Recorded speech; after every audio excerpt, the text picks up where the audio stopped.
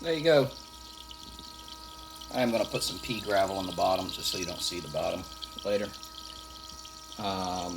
And when I first did it, water was shooting out like at angles and was not sticking to the tube. So I put a little bit of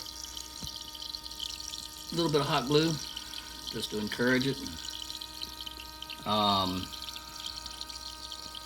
I had to mess around with the voltage for the pump. Pump was supposed to be a 5 volt, but it did not have enough energy to get all the way up, so I ended up using a 12 volt. But there you go. Looks pretty cool, huh?